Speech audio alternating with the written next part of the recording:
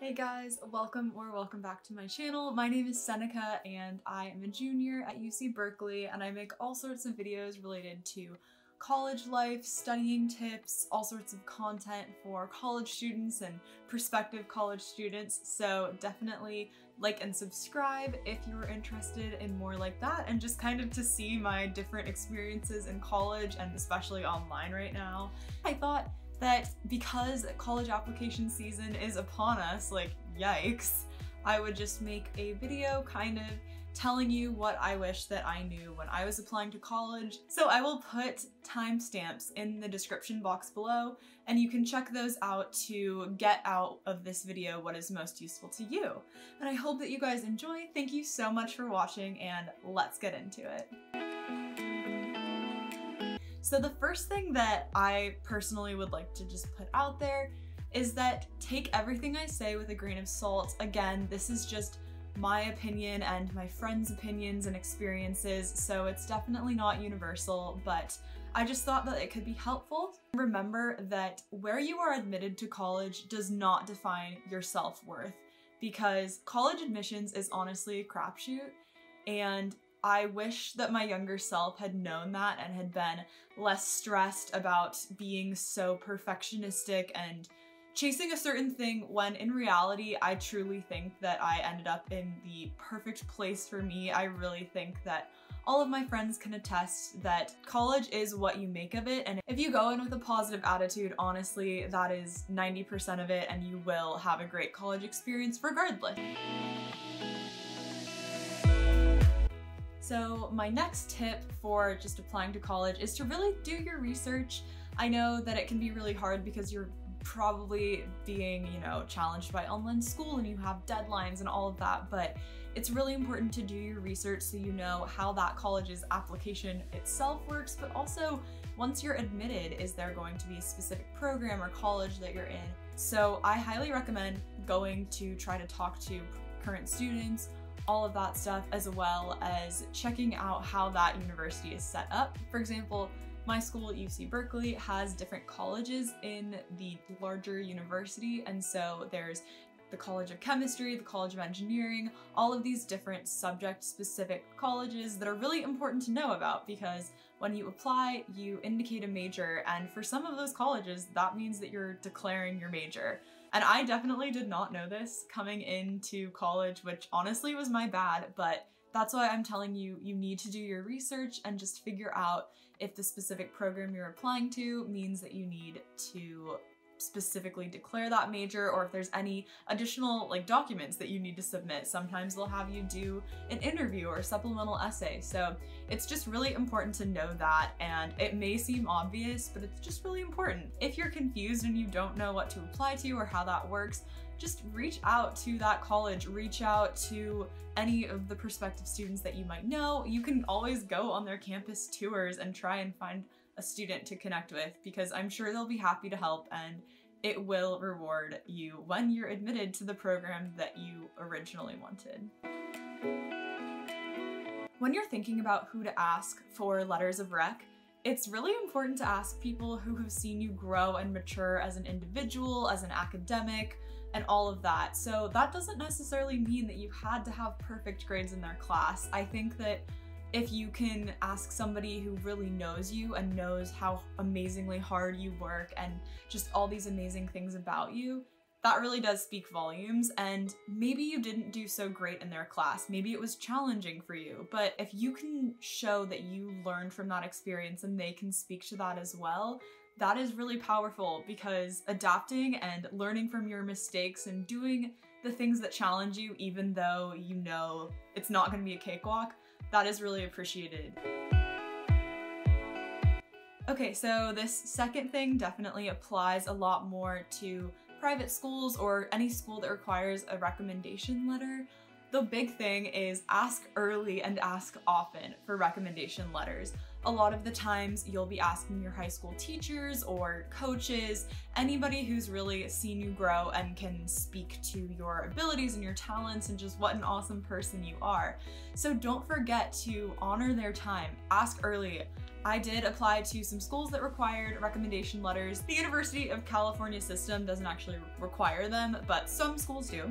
So for me, I asked my recommenders in my junior year of high school, so the year before I was applying to college, and I was sure to just ask them then, get their initial response, and then I reminded them or asked them again in the fall of my senior year, so as I was applying to college, just to make sure that they still knew that that was happening and that I could have the assurance that they were committed to writing those letters.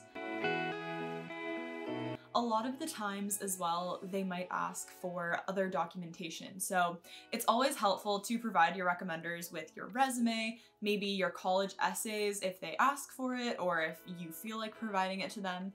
A few of my recommenders actually asked me to write reflections on just different things, like for example, my history teacher, who was one of my recommenders, told me to write a little reflection of the different things I'd learned in his class and just how I grew from those experiences, as well as provide him with my resume. So that's just really important because they are busy people, they're probably writing multiple recommendations, and so anything that you can do to kind of help them and give them a little bit of guidance as to what you're looking to get out of the recommendation letters, they will certainly appreciate it.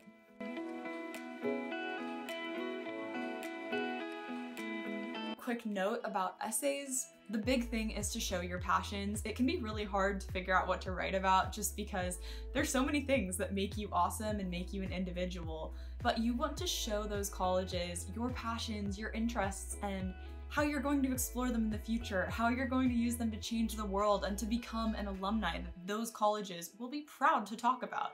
So I highly recommend you just sit and you think about the ways in which your passions are going to shape your career, or even if it's not your career, what did you learn from them that you will use? So that is definitely my best advice because, again, as I mentioned earlier, college admissions is very much random at some points and can be confusing, but the biggest thing is to show that you are passionate. And by this, it's really important not to write all of your essays about the same experience, or even if your essays are all very different, you want to be sure to demonstrate your different qualities in each of them because you want the school to know that not only are you extremely driven, but you also are willing to learn from your mistakes and you're willing to take risks because education is exciting and we can't always do the things that we are most good at because sometimes it's just so much more fun and rewarding to challenge yourself. So for this one, just really think about different things in your life to write about that demonstrate all of the different amazing things about you and spend time planning out how you're going to do this. So one of my last pieces of advice for just general college admissions and applications is about financial aid applications because that's a huge part of college and making sure that you have all your ducks in a row. You wouldn't want to miss out on an important deadline and then have to be scrambling to work with that college's financial aid to figure out how to finance college. So the big one is to fill out the free application for federal student aid, or the FAFSA, if you are attending college in the US. This is an application that the US government uses to basically figure out how much aid you qualify for from the federal government and then to communicate with the colleges once you've been admitted to really make sure that all of that is in order. Now, this isn't the only way to get funding for college. I know that a lot of schools will have school-specific scholarships or maybe even programs that give a certain amount of tuition or a certain amount of housing money to you. So definitely research what your specific school's policies for financial aid are, if there's any separate applications you need to do for any scholarships you might be applying for. I know that a lot of the times it can be really important just to be checking in. Maybe you can even reach out to your school's financial aid and scholarships office and say, hey, you know, I'm applying for this coming year. Are there any deadlines that I need to know about before admission? And that can just be very, very helpful. I also would recommend looking around your local area. Sometimes there will be scholarship foundations that you can apply to, and they will be able to get you either grants, scholarships, maybe even just really low interest loans. So I cannot recommend this enough. Thinking about paying for college when you're applying seems a little weird because obviously you haven't gotten in yet, but it's really important to start thinking about this so that you can make informed decisions.